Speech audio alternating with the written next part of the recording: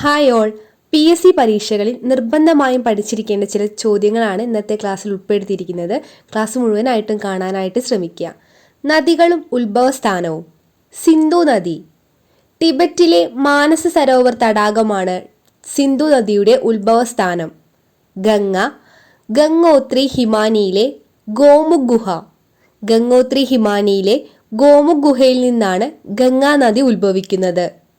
ബ്രഹ്മപുത്ര ടിബറ്റിലെ ചെമ്യുങ്തുങ് ഹിമാനിയിൽ നിന്നാണ് ബ്രഹ്മപുത്ര നദി ഉത്ഭവിക്കുന്നത്. ഗോദാവരി പശ്ചിമഘട്ടം മഹാരാഷ്ട്രയിലെ നാസിക് ജില്ലയിലെ പശ്ചിമഘട്ടത്തിൽ നിന്നുമാണ് ഗോദാവരി ഉത്ഭവിക്കുന്നത്. കൃഷ്ണ നദി പശ്ചിമഘട്ടം. കൃഷ്ണ നദിയും ഗോദാവരിയും ഉത്ഭവിക്കുന്നത് പശ്ചിമഘട്ടത്തിൽ നിന്നുമാണ്. കൃഷ്ണ മഹാരാഷ്ട്രയിലെ മഹാബലേശ്വർ കുന്നുകളിൽ നിന്നും ഉത്ഭവിക്കുന്നു. കൃഷ്ണ നദി മഹാരാഷ്ട്രയിലെ മഹാബലേശ്വർ കുന്നുകളിൽ നിന്നും, ഗോദാവരി മഹാരാഷ്ട്രയിലെ നാസിക് ജില്ലയിൽ നിന്നുമാണ് ഉത്ഭവിക്കുന്നത്. നർമ്മദ ഛത്തീസ്ഗഡിലെ മൈക്കില നിരകളിൽ നിന്നും ഉത്ഭവിക്കുന്ന നദിയാണ് നർമ്മദ. നർമ്മദ നദി ഉത്ഭവിക്കുന്നത് ഛത്തീസ്ഗഡിലെ മൈക്കില നിരകളിൽ നിന്നുമാണ്. മഹാനദി മധ്യപ്രദേശിലെ മൈക്കില നിരകളിൽ നിന്നുമാണ് മഹാനദി ഉത്ഭവിക്കുന്നത്. കാവേരി പശ്ചിമഘട്ടത്തിലെ ബ്രഹ്മഗിരി നിരകളിൽ നിന്നുമാണ് കാവേരി നദി ഉത്ഭവിക്കുന്നത്.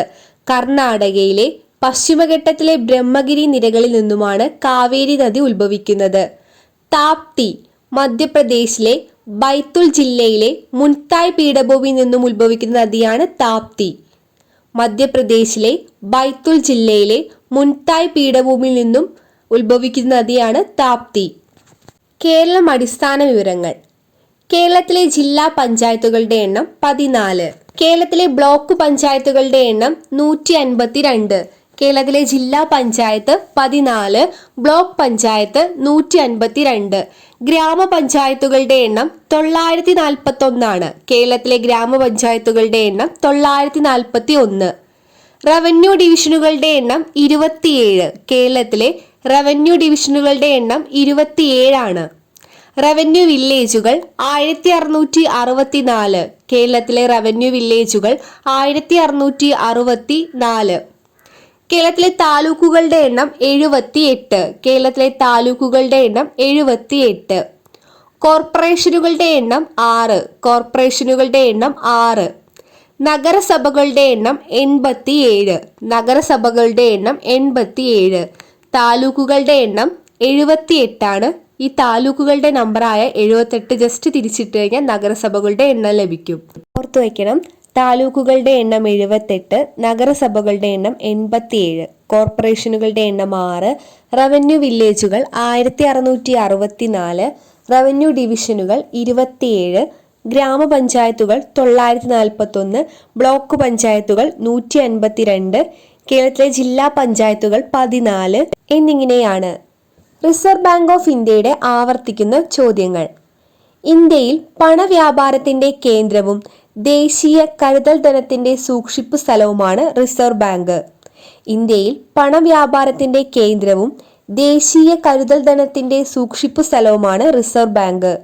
ഇന്ത്യയിലെ കേന്ദ്ര ബാങ്ക് എന്നറിയപ്പെടുന്നത് റിസർവ് ബാങ്ക് ഓഫ് ഇന്ത്യയാണ്. ഇന്ത്യയിലെ കേന്ദ്ര ബാങ്ക് എന്നറിയപ്പെടുന്നത് റിസർവ് ബാങ്ക് ഓഫ് ഇന്ത്യ.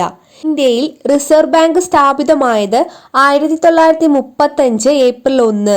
ഇന്ത്യയിൽ റിസർവ് ബാങ്ക് സ്ഥാപിതമാകുന്നത് 1935 ഏപ്രിൽ 1-നാണ്. റിസർവ് ബാങ്ക് രൂപീകൃതമാകാൻ കാരണമായ ആക്ടാണ് Reserve Bank of India act 1934.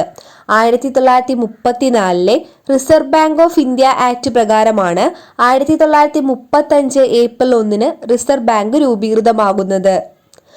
RBI രൂപം കൊണ്ടത് ഏത് കമ്മീഷന്റെ ശുപാർശ പ്രകാരമാണ്? RBI രൂപം കൊണ്ടത് ഏത് കമ്മീഷന്റെ ശുപാർശ പ്രകാരമാണ്? Hilton young commission. 1926 Hilton young കമ്മീഷന്റെ ശുപാർശ പ്രകാരമാണ് RBI രൂപീകൃതമായത്. ഹിൽട്ടൺ യങ് കമ്മീഷന്റെ ഔദ്യോഗിക പേര് royal commission on India currency and finance എന്നായിരുന്നു. ഹിൽട്ടൺ യങ് കമ്മീഷന്റെ ഔദ്യോഗിക പേര് royal commission on Indian currency and finance എന്നാണ്. റിസർവ് ബാങ്കിന്റെ ആസ്ഥാനം മുംബൈ. റിസർവ് ബാങ്കിന്റെ ആസ്ഥാനം മുംബൈ. റിസർവ് ബാങ്ക് ദേശസാൽക്കരിച്ചത് 1949 ജനുവരി 1-നാണ്. റിസർവ് ബാങ്ക് ദേശസാൽക്കരിക്കുന്നത് 1949 ജനുവരി 1-നാണ്. ബാങ്കിംഗ് റെഗുലേഷൻ ആക്ട് പാസാക്കിയ വർഷം 1949. ബാങ്കിംഗ് റെഗുലേഷൻ ആക്ട് പാസാക്കിയത് 1949. ബാങ്കേഴ്സ് ബാങ്ക്, വായ്പകളുടെ നിയന്ത്രകൻ എന്നിങ്ങനെ അറിയപ്പെടുന്നത് റിസർവ് ബാങ്ക് ആണ്. ബാങ്കേഴ്സ് ബാങ്ക്, വായ്പകളുടെ നിയന്ത്രകൻ എന്നീ പേരുകളിൽ അറിയപ്പെടുന്നത് റിസർവ് ബാങ്ക് ആണ്. റിസർവ് ബാങ്കിന്റെ സ്ഥാപിത മൂലധനം 5 കോടി രൂപയാണ്. റിസർവ് ബാങ്കിന്റെ സ്ഥാപിത മൂലധനം 5 കോടിയാണ്. റിസർവ് ബാങ്കിന്റെ പ്രവർത്തനങ്ങൾ നിയന്ത്രിക്കുന്നത് റിസർവ് ബാങ്ക് ഗവർണറും 20 അംഗ ഡയറക്ടർ ബോർഡുമാണ്. RBIയുടെ പ്രവർത്തനങ്ങൾ നിയന്ത്രിക്കുന്നത് റിസർവ് ബാങ്ക് ഗവർണറും 20 അംഗ ഡയറക്ടർ ബോർഡുമാണ്. റിസർവ് ബാങ്കിന്റെ ചിഹ്നത്തിലുള്ള മൃഗം കടുവയാണ്. റിസർവ് ബാങ്കിന്റെ ചിഹ്നത്തിലുള്ള മൃഗം കടുവ. റിസർവ് ബാങ്കിന്റെ ചിഹ്നത്തിലുള്ള വൃക്ഷം എണ്ണപ്പനയാണ്. റിസർവ് ബാങ്കിന്റെ ചിഹ്നത്തിൽ കടുവയും ചിഹ്നത്തിലുള്ള വൃക്ഷം എണ്ണപ്പനയുമാണ്. കറൻസി നോട്ടുകൾ പുറത്തിറക്കുന്നത് RBI ആണ്. കറൻസി നോട്ടുകൾ പുറത്തിറക്കുന്നത് RBI. ഇന്ത്യയിൽ കറൻസി നോട്ടുകൾ അച്ചടിച്ച് പുറത്തിറക്കാനുള്ള അവകാശം കൈയാളുന്നത് റിസർവ് ബാങ്കിനാണ്. ഇന്ത്യയിൽ കറൻസി നോട്ടുകൾ അച്ചടിച്ച് പുറത്തിറക്കാനുള്ള അവകാശം കൈയാളുന്നത് റിസർവ് ബാങ്ക്. 1 രൂപ ഒഴികെയുള്ള മറ്റെല്ലാ കറൻസി നോട്ടുകളിലും ഒപ്പിടുന്നത് റിസർവ് ബാങ്ക് ഗവർണറാണ്. 1 രൂപ ഒഴികെയുള്ള മറ്റെല്ലാ നോട്ടുകളിലും ഒപ്പിടുന്നത് റിസർവ് ബാങ്ക് ഗവർണറും കറൻസി നോട്ടുകൾ പുറത്തിറക്കുന്നത് RBIയുമാണ്. ഇന്ത്യൻ കറൻസി നോട്ടുകൾ അച്ചടിച്ച് പുറത്തിറക്കുന്നതിനുള്ള അവകാശം കൈയാളുന്നത് റിസർവ് ബാങ്ക് ആണ്. ഇന്ത്യൻ ചരിത്രവുമായി റിപ്പീറ്റ് ചെയ്യുന്ന ചില ക്വസ്റ്റ്യൻസ് നോക്കാം. വേദങ്ങളിലേക്ക് മടങ്ങാൻ ആഹ്വാനം ചെയ്തത് ദയാനന്ദ സരസ്വതി. വേദങ്ങളിലേക്ക് മടങ്ങാൻ ആഹ്വാനം ചെയ്തത് ദയാനന്ദ സരസ്വതി. ഗീതയിലേക്ക് മടങ്ങാൻ ആഹ്വാനം ചെയ്തത് സ്വാമി വിവേകാനന്ദൻ. ഗീതയിലേക്ക് മടങ്ങുക എന്ന് പറഞ്ഞത് സ്വാമി വിവേകാനന്ദൻ. വേദങ്ങളിലേക്ക് മടങ്ങാൻ ആഹ്വാനം ചെയ്തത് സ്വാമി ദയാനന്ദ സരസ്വതി. ഇന്ത്യൻ തിയോസഫിക്കൽ സൊസൈറ്റിയുടെ ആസ്ഥാനം മദ്രാസിലെ അടയാറിലാണ്. ഇന്ത്യൻ തിയോസഫിക്കൽ സൊസൈറ്റിയുടെ ആസ്ഥാനം മദ്രാസിലെ അടയാർ. ഇന്ത്യൻ ദേശീയതയുടെ പിതാവ് എന്നറിയപ്പെടുന്നത് സുരേന്ദ്രനാഥ് ബാനർജി. ഇന്ത്യൻ ദേശീയതയുടെ പിതാവ് എന്നറിയപ്പെടുന്നത് സുരേന്ദ്രനാഥ് ബാനർജി. ഇന്ത്യൻ ദേശീയ പ്രസ്ഥാനത്തിന്റെ ആത്മീയ പിതാവ് എന്ന് വിവേകാനന്ദനെ വിശേഷിപ്പിച്ചത് നേതാജി സുഭാഷ് ചന്ദ്രബോസ്. ഇന്ത്യൻ ദേശീയ പ്രസ്ഥാനത്തിന്റെ ആത്മീയ നേതാവ് എന്ന് സ്വാമി വിവേകാനന്ദനെ വിശേഷിപ്പിച്ചത് നേതാജി സുഭാഷ് ചന്ദ്രബോസ്. ഇന്ത്യയുടെ മാർട്ടിൻ ലൂതർ എന്നറിയപ്പെടുന്നത് സ്വാമി ദയാനന്ദ സരസ്വതി. ഇന്ത്യയുടെ മാർട്ടിൻ ലൂതർ എന്നറിയപ്പെടുന്നത് സ്വാമി ദയാനന്ദ സരസ്വതി. തിലകനെ ബ്രിട്ടീഷുകാർക്ക് വിശേഷിപ്പിച്ചത് ഇന്ത്യൻ അശാന്തിയുടെ പിതാവ് എന്നായിരുന്നു. ഇന്ത്യൻ അസ്വസ്ഥതയുടെ പിതാവ് അല്ലെങ്കിൽ ഇന്ത്യൻ അശാന്തിയുടെ പിതാവ് എന്നാണ് ബാലഗംഗാധര തിലകനെ ബ്രിട്ടീഷുകാർ വിശേഷിപ്പിച്ചത്. എനിക്ക് ഒരു കൾച്ചറേ അറിയൂ, അത് അഗ്രികൾച്ചറാണ് എന്ന് പറഞ്ഞത് സർദാർ വല്ലഭായ് പട്ടേൽ. എനിക്ക് ഒരു കൾച്ചറേ അറിയൂ, അത് അഗ്രികൾച്ചറാണ് എന്ന് പറഞ്ഞത് സർദാർ വല്ലഭായ് പട്ടേൽ. ചരിത്രത്തിന് മറക്കാൻ കഴിയാത്ത മനുഷ്യൻ എന്ന് ഗാന്ധിജി വിശേഷിപ്പിച്ചത് അംബേദ്കറെ. ചരിത്രത്തിൽ മറക്കാൻ കഴിയാത്ത മനുഷ്യൻ എന്ന് ഗാന്ധിജി വിശേഷിപ്പിച്ചത് അംബേദ്കറെ. മഹത് പ്രസ്ഥാനത്തിന്റെ സ്ഥാപകൻ BR അംബേദ്കർ. മഹത് പ്രസ്ഥാനത്തിന്റെ സ്ഥാപകനാണ് ഡോക്ടർ BR അംബേദ്കർ. ദില്ലി ചലോ, ജയ് ഹിന്ദ് എന്നീ പ്രശസ്ത മുദ്രാവാക്യത്തിന്റെ ഉപജ്ഞാതാവ് നേതാജി സുഭാഷ് ചന്ദ്രബോസ്. ഇന്ത്യൻ ദേശീയ പ്രസ്ഥാനത്തിന്റെ ആത്മീയ പിതാവ് എന്ന് സ്വാമി വിവേകാനന്ദനെ വിശേഷിപ്പിച്ചതും ദില്ലി ചലോ, ജയ് ഹിന്ദ് എന്നീ പ്രശസ്ത മുദ്രാവാക്യത്തിന്റെ ഉപജ്ഞാതാവ് നേതാജി സുഭാഷ് ചന്ദ്രബോസ്. മലബാർ ലഹള നടന്ന വർഷം 1921. മലബാർ ലഹള നടന്നത് 1921. 1921 നവംബറിലെ വാഗൺ ട്രാജഡി ഏത് സംഭവവുമായി ബന്ധപ്പെട്ടതാണ്? മലബാർ ലഹള. മലബാർ ലഹളയുമായി ബന്ധപ്പെട്ടതാണ് 1921 നവംബറിൽ നടന്ന വാഗൺ ട്രാജഡി. ഈഴവ മെമ്മോറിയൽ സമർപ്പിച്ചത് 1896 സെപ്റ്റംബർ 3-നാണ്. ഈഴവ മെമ്മോറിയൽ സമർപ്പിച്ചത് 1896 സെപ്റ്റംബർ 3. തിരുവിതാംകൂറിൽ നിവർത്തന പ്രക്ഷോഭം ആരംഭിച്ച വർഷം 1932.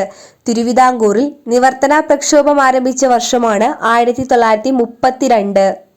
കൊച്ചി രാജ്യ പ്രജാമണ്ഡലം രൂപം കൊണ്ട വർഷം 1941.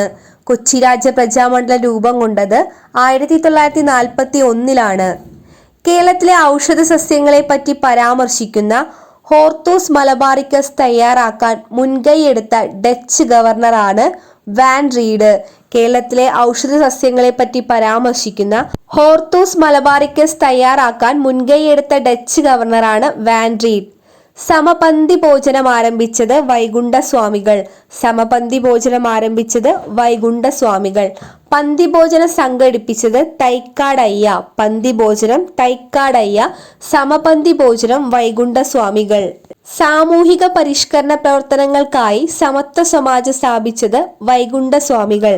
സാമൂഹിക പരിഷ്കരണ പ്രവർത്തനങ്ങൾക്കായി സമത്വ സമാജം സ്ഥാപിച്ചത് വൈകുണ്ഠസ്വാമികൾ. ഒരു ജാതി, ഒരു മതം, ഒരു ദൈവം മനുഷ്യന്. മതമേതായാലും മനുഷ്യൻ നന്നായാൽ മതി. ഈ വാക്കുകൾ ശ്രീനാരായണ ഗുരുവിൻ്റെതാണ്. ഒരു ജാതി, ഒരു മതം, ഒരു ദൈവം മനുഷ്യന്. മതമേതായാലും മനുഷ്യൻ നന്നായാൽ മതി. ഇവ ശ്രീനാരായണ ഗുരുവിൻ്റെ വാക്കുകളാണ്. ശ്രീനാരായണ ധർമ്മ പരിപാലന യോഗം സ്ഥാപിക്കപ്പെട്ട വർഷം 1903. ശ്രീനാരായണ ധർമ്മ പരിപാലന യോഗം സ്ഥാപിക്കപ്പെട്ട വർഷം 1903. സാധുജന പരിപാലന സംഘം സ്ഥാപിച്ചത് അയ്യങ്കാളി. സാധുജന പരിപാലന സംഘം സ്ഥാപിച്ചത് അയ്യങ്കാളിയാണ്. പ്രത്യക്ഷ രക്ഷാ ദേവസഭ സ്ഥാപിച്ചത് ശ്രീ കുമാര ഗുരുദേവൻ. സാധുജന പരിപാലന സംഘം അയ്യങ്കാളിയും പ്രത്യക്ഷ രക്ഷാ ദേവസഭ സ്ഥാപിച്ചത് ശ്രീ കുമാര ഗുരുദേവൻ. ആത്മവിദ്യാസംഘം സ്ഥാപിച്ചത് വാഗ്ഭടാനന്ദൻ. ആത്മവിദ്യാസംഘം സ്ഥാപിച്ചത് വാഗ്ഭടാനന്ദൻ. പ്രത്യക്ഷ രക്ഷാ ദേവസഭ സ്ഥാപിച്ചത് ശ്രീ കുമാര ഗുരുദേവൻ. സാധുജന പരിപാലന സംഘം അയ്യങ്കാളി. പ്രധാന കോട്ടകൾ: മാനുവൽ കോട്ട കൊച്ചി, അൽബുക്കർക്ക് കൊച്ചിയിൽ പണിത കോട്ടയാണ് മാനുവൽ കോട്ട. സെന്റ് ആഞ്ചലോസ് കോട്ട കണ്ണൂർ, അൽമേഡ പണിത കോട്ടയാണ് സെന്റ് ആഞ്ചലോസ് കോട്ട കണ്ണൂർ. മാനുവൽ കോട്ട കൊച്ചി, അൽബുക്കർക്ക്. സെന്റ് ആഞ്ചലോ കോട്ട കണ്ണൂർ, അൽമേഡ. ബേക്കൽ കോട്ട സ്ഥിതി ചെയ്യുന്നത് കാസർഗോഡ് ശിവപ്പ നായ്ക്കറുമായി ബന്ധപ്പെട്ടിരിക്കുന്നു. കാസർഗോഡ് ശിവപ്പ നായ്ക്കറാണ് ബേക്കൽ കോട്ട പണിതത്. ചന്ദ്രഗിരി കോട്ട കാസർഗോഡ് ജില്ലയിലാണ്. ശിവപ്പ നായ്ക്കർ പണിത കോട്ടയാണ് ചന്ദ്രഗിരി കോട്ട. ബേക്കൽ കോട്ടയും ചന്ദ്രഗിരി കോട്ടയും കാസർഗോഡാണ്. രണ്ട് കോട്ടകളും പണിതത് ശിവപ്പ നായ്ക്കർ. ഹോസ്ദുർഗ് കോട്ട കാസർഗോഡിലെ മറ്റൊരു കോട്ടയാണ് ഹോസ്ദുർഗ് കോട്ട. സോമശേഖര നായ്ക്കർ പണിത കോട്ടയാണ് കാസർഗോഡിലെ ഹോസ്ദുർഗ് കോട്ട. ചാലിയം കോട്ട വെട്ടത്ത് നാട് അല്ലെങ്കിൽ ഇന്ന് കാണുന്ന കോഴിക്കോടിന്റെ ഭാഗത്താണ് ചാലിയം കോട്ട പണിതത്. പോർച്ചുഗീസുകാർ പണിത കോട്ടയാണ് ചാലിയം കോട്ട. വെട്ടത്ത് നാട് പോർച്ചുഗീസുകാർ പണിയുന്നു. പാലക്കാട് കോട്ട പാലക്കാട് കോട്ട പണിതത് ഹൈദരലിയാണ്. പാലക്കാട് കോട്ട ഹൈദരലി. കോട്ടപ്പുറം കോട്ട പോർച്ചുഗീസുകാർ തൃശ്ശൂരിൽ നിർമ്മിച്ച കോട്ടയാണ് കോട്ടപ്പുറം കോട്ട. പോർച്ചുഗീസുകാർ തൃശ്ശൂരിൽ നിർമ്മിച്ച കോട്ടയാണ് കോട്ടപ്പുറം കോട്ട. വട്ടക്കോട്ട മാർത്താണ്ഡവർമ്മ കന്യാകുമാരിയിൽ നിർമ്മിച്ച കോട്ടയാണ് വട്ടക്കോട്ട. വട്ടക്കോട്ട കന്യാകുമാരിയിലാണ്, മാർത്താണ്ഡവർമ്മയുടെ കാലത്താണ്. അഞ്ചുതെങ്ങ് കോട്ട തിരുവനന്തപുരം ജില്ലയിൽ ബ്രിട്ടീഷുകാർ നിർമ്മിച്ച കോട്ടയാണ് അഞ്ചുതെങ്ങ്. 1695 തിരുവനന്തപുരം ജില്ലയിൽ ബ്രിട്ടീഷുകാർ നിർമ്മിച്ച കോട്ട അഞ്ചുതെങ്ങ് കോട്ട.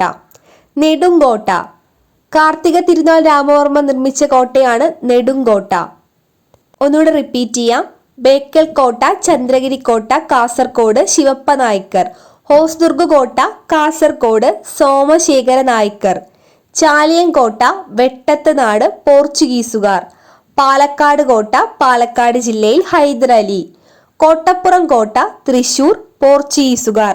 വട്ടക്കോട്ട കന്യാകുമാരി മാർത്താണ്ഡവർമ്മ.